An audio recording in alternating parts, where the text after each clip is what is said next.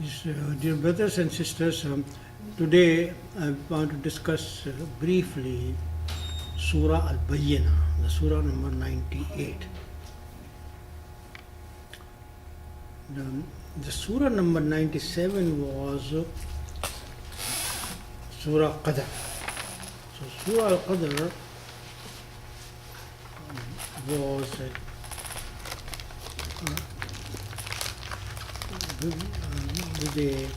with a good, like a good news.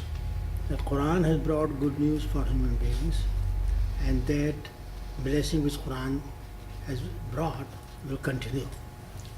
So it shows the bright side of the picture after the coming of the Quran. While Surah Al-Bayyinah presents the darker side. The darker side in the sense that it wants us to be realistic. It's not the case that everyone is sincere. It's not the case that everyone is looking for truth. So if some people are saying a no to the Quranic call, it does not mean that they are sincere and they are saying a no. Because we think about the people that perhaps the idea has not been made clear to them, perhaps they had some confusion inside themselves. So maybe the idea should have been made more well known to them. They should be able to understand it better, then the situation would have been different. So this Surah Al-Bayyinah brings a balance over here after Surah Al-Qadr, or Surah number 97. The ayah number 1 says that people of the book and the pagans, those people from the people of the book and those people from the pagans of Makkah, those people who said a no to the Quranic call, who rejected this call, even before the coming of the Quran, their life was going wrong way. They were not looking for truth. The way they were following the path of evil, it seemed that unless and until everything becomes quite clear to them, they are not going to believe in it. The book of God should come with all its purity, and everyone should be able to see, yes, it is divine book. There is no doubt in its being a divine book. In the same way, the messenger of God, his life should be so clearly true, everyone should see, yes, there is no doubt this man is truly a messenger of God. So only if the truth were made so clear to them, then they may believe. Otherwise they are not going to believe at all. And this happened. That is, everything was made clear. The Quran is a book which has no impurity in it. The life of the Prophet is here. The life of the Messenger of God is here before the people, and everyone can see he is a true Messenger of God. But in spite of it, they disbelieved. The surah makes further clear that even before the coming of the Prophet,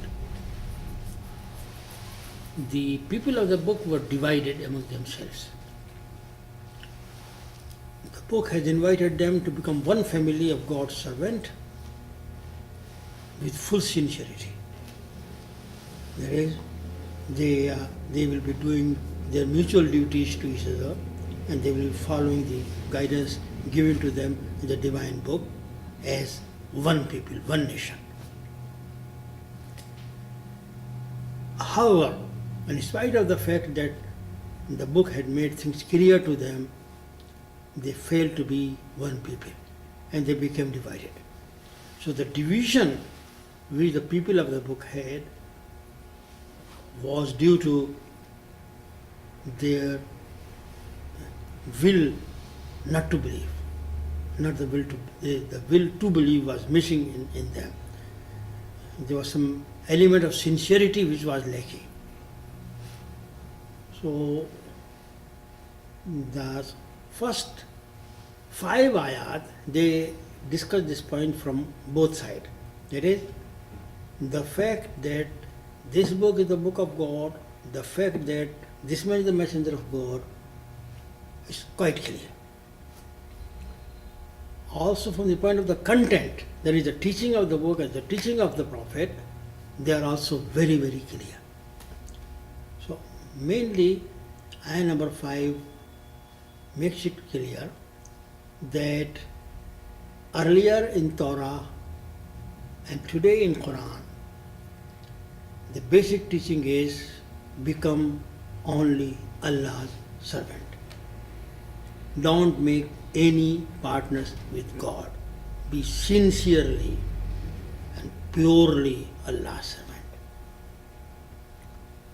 The community of the believers is a congregation.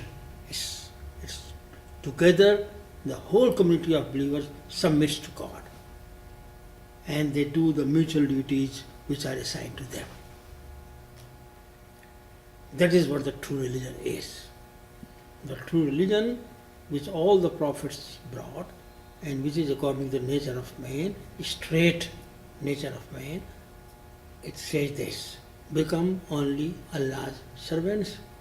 All human beings are one family of God's servants.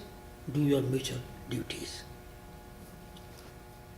The concluding 3 ayat, the ayat number 6 takes the darker side, that is, those who rejected the truth, whether they are from the people of the book or they are from the pagans, they deserve punishment. Truth has been made clear to them. They do not have any excuse. Everything was made clear. The will to believe is missing in them, therefore they disbelieved. On the other hand, the people who believed, and not only believed, they did the good actions too. So here, belief in one God necessarily leads to virtuous life. These people who said a yes to the call of the Prophet and the call of the Qur'an, and who led a virtuous life which their belief was calling for, they are the best of the creations. Just as these people who said a no to this call and stood against it, in spite of the fact that the truth was made quite clear, they are the worst of the creation. These people are the best of the creation. And Allah is going to honor them. They will have their reward near God. They will have their, they will be in paradise where God will be fully pleased with them and they will be fully pleased with God. So the basic thing is seeking Allah's pleasure, fearing Allah, that we do not displease our Lord.